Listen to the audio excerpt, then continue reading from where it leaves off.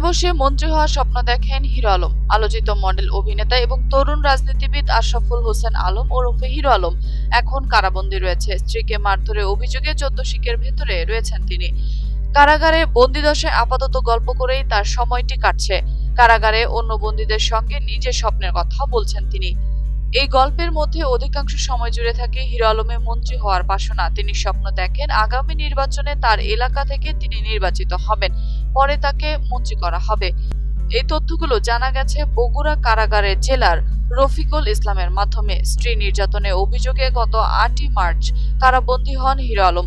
17 দিন ধরে বন্দী আলমের সময় কাটে শুয়ে বসে এবং গল্প করে। অন্যান্য বন্দীদের সঙ্গে বার্তালাপে তিনি মাঝে মাঝে মজা করেন, বন্দীরাও তাকে নিয়ে মজা করে। এরই সুযোগে তিনি মনোবাসনা প্রকাশ করেছেন। শুধু এমপি বা মন্ত্রী নন, হিরো আলম হতে চান চলচ্চিত্র নির্মাতাও।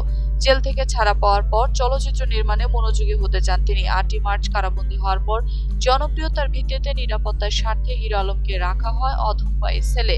সেলটিতে তার সঙ্গে রয়েছে আরো 3 থেকে 4 জন হাজতি। গত 16 দিনে তাকে দেখতে একমাত্র তার পরিবারের সদস্যরাই এসেছিলেন, এছাড়া আর কেউই তার সঙ্গে দেখা করতে আসেননি।